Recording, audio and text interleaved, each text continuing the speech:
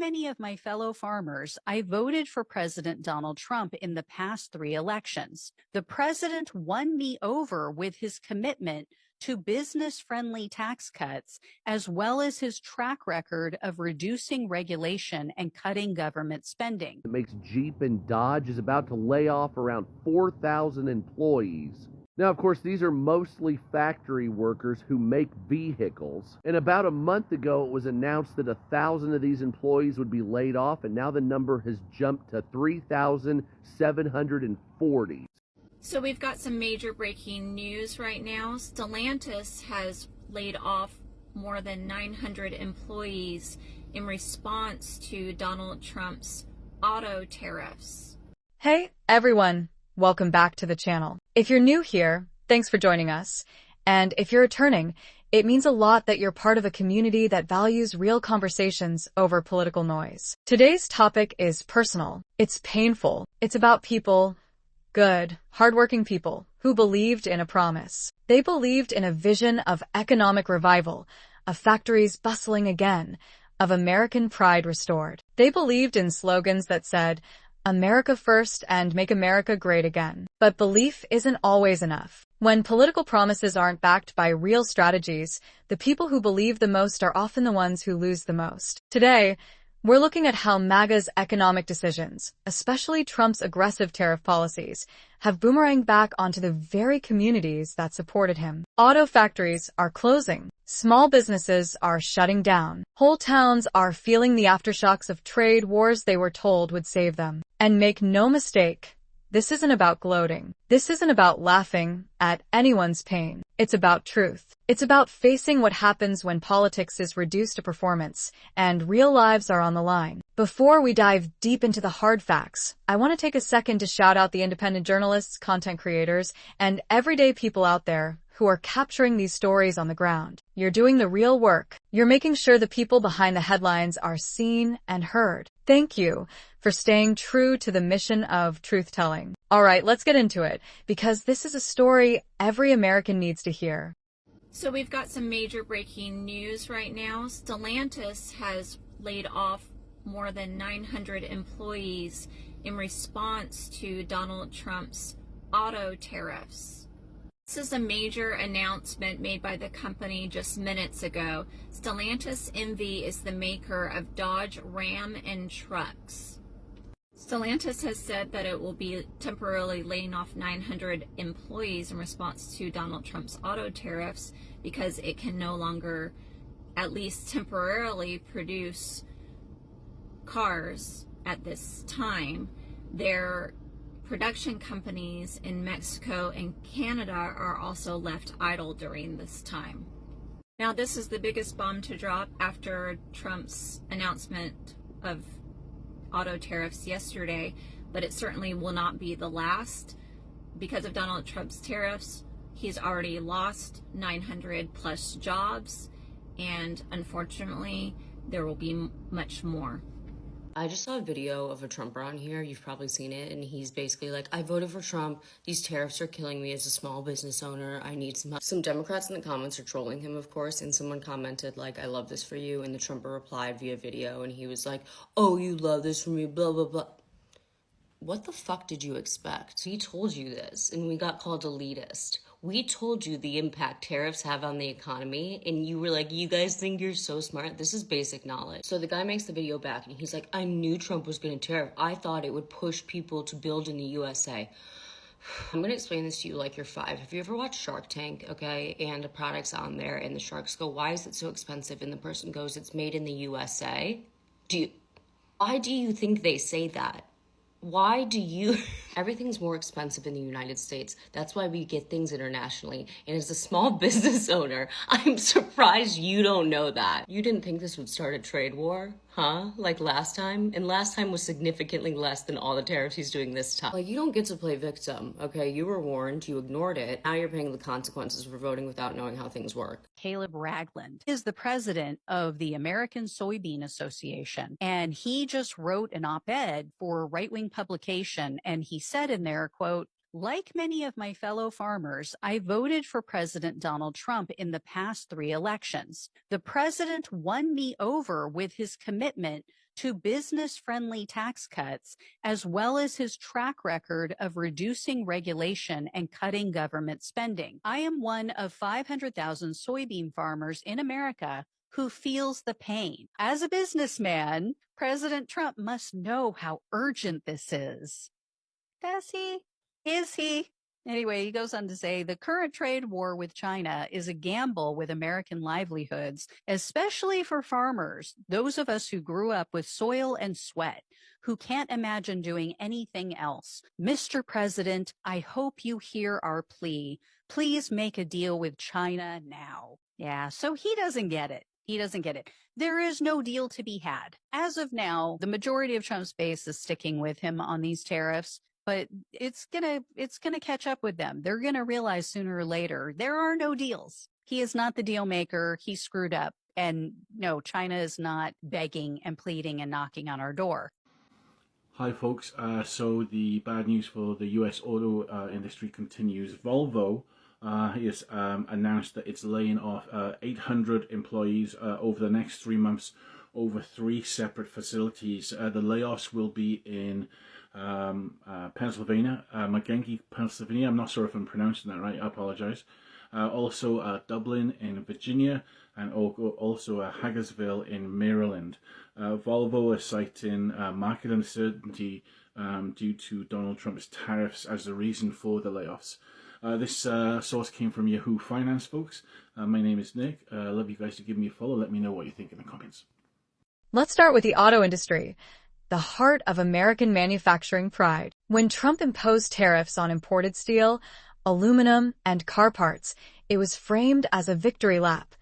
We're bringing jobs back. We're putting America first. But the reality on the factory floor was very different. Tariffs made the basic building blocks of American manufacturing more expensive. Suddenly, cars made in Detroit, Toledo, and Flint cost hundreds, sometimes thousands, of dollars more to produce. And in a global market, that kind of price jump is devastating. Companies like GM and Ford, facing unsustainable production costs, started closing plants and laying off workers. And it wasn't just in major cities. It was in small towns, where a single factory often supports entire communities. You don't just lose a paycheck. You lose the restaurants, the barber shops, the gas stations that depend on those factory workers. And as companies cut back, competition from overseas grew stronger. Foreign automakers adjusted quickly, shifting supply chains, tapping into new markets. Meanwhile, American companies were stuck paying higher costs and bleeding jobs. But it's not just the auto giants. The ripple effects spread outward.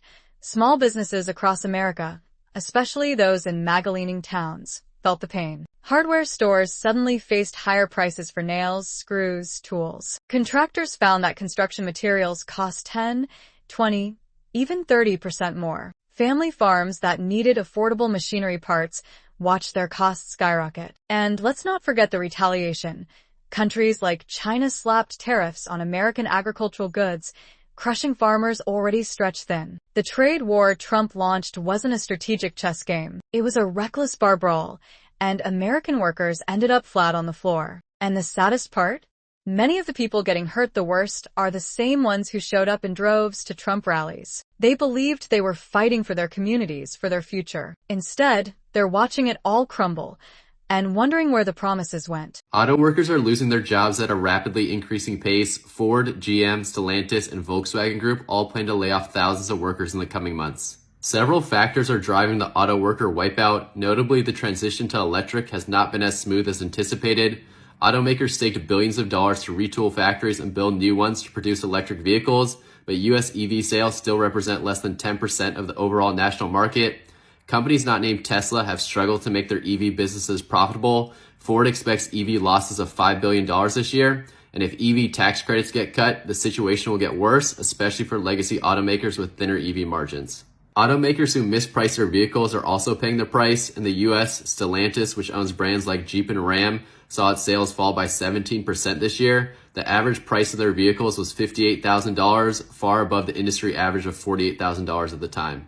You feel awful for auto workers. They are paying the price for poor decisions by management teams who could have avoided these challenges to some degree with better foresight. For more daily business videos, make sure to follow. Stellantis is laying off roughly 1,100 workers as the company has just announced this week plans to cut a manufacturing shift at a Jeep plant in Ohio. That specific plant is responsible for production of the Jeep Gladiator pickup. And according to CNBC, Stellantis said in a statement, quote, "As Stellantis navigates a transitional year, the focus is on realigning its U.S. operations to ensure a strong start to 2025, which includes taking a difficult but necessary action to reduce high inventory levels by managing production to meet sales," end quote. Now, Jeep's U.S. sales have dropped by 34% since their 2018 high, and inventory piling up on dealer lots has become a serious problem for both Stellantis and their dealers. As for the layoffs, those are expected to begin as early as the first week of January, and those employees affected will receive 1 year of supplemental unemployment benefits, along with any state benefits equaling 74% of their pay. And then they get, I think, like 1 year of transition assistance, at least according to CNBC. Now, I'm sure that the UAW isn't very happy about this, but I'm also not sure how you can just keep building vehicles that nobody's buying. Hey, what's up, America? Car jobs. So the car manufacturer Stellantis, the company that makes Jeep and Dodge, is about to lay off around 4,000 employees. Now, of course, these are mostly factory workers who make vehicles. And about a month ago, it was announced that 1,000 of these employees would be laid off, and now the number has jumped to 3,740. So these are people who have been coming to work every day on time, have been loyal, have done everything they can, some of them attempting to make overtime for the company, only to be told, it's time to quit, you're being laid off, sayonara, no more money for you. And of course, that's very common here in the United States, and I'm willing to bet none of these individuals have pensions either. This is very common, like I said, here in the United States, where people work for a factory. They might be there 20 years or so, and normally they would get a pension, but instead of a pension, they just get nothing. And so back in the day, the reason you would work for a place for 30 years is because you would get a pension. But now these jobs are replaced with 401ks. And a lot of times, even if you take a loan out, you have to pay it back. And so it's not as good at jobs, the benefits aren't as good, and they can lay you off without even telling you pretty much, and leave you high and dry with no pension to keep you covered. So thanks, Stellantis. Yes, the recent layoffs announced here at General Motors, not a good sign for the company, but it could also be a sign of the many challenges the auto industry is facing, like the EV dilemma. On your block in Macomb County, where General Motors announced it will lay off 1,000 white-collar employees. This is the second layoff announced in as many months. Reaching effects in the auto industry, and it's coming under a Trump administration, and that is tariffs. As the recent layoffs at General Motors is perhaps a warning sign for the auto industry moving forward. They've started nearshoring or bringing their supply chains back to the U.S. or closer to the U.S. So, where does all this leave us?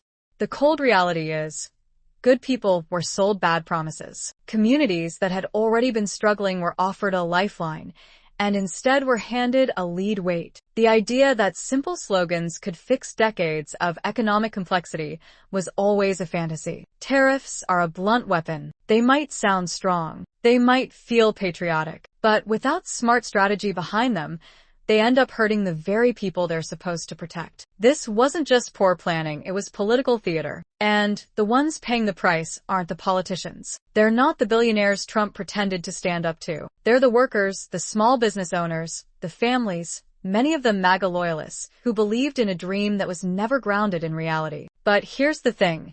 It's not too late to learn. It's not too late to rebuild something better, something real. Real economic change doesn't come from yelling slogans at rallies. It comes from real investment in infrastructure, education, green technologies, new manufacturing sectors. It comes from treating workers with dignity, from building policies based on facts, not fantasy. And most of all, it comes from remembering that economic pain is not a partisan issue. It's a human issue. Before we close, once again, massive respect to the independent journalists, documentary makers, and citizen storytellers putting in the work to show what's really happening out there. You're giving a voice to the communities politicians love to forget about once the cameras turn off. Thank you for what you do. If today's video spoke to you, if it made you think or feel or question, do me a favor. Like, comment, and subscribe. Let's keep these conversations alive, because change only happens when people demand better. And remember, the truth isn't left or right. The The truth is what remains when all the noise dies down. Thanks for spending some time with me today. Stay safe, stay strong, and as always, take care of each other. Subscribe for more honest deep dives. See you next time. Until then, be good and remain positive.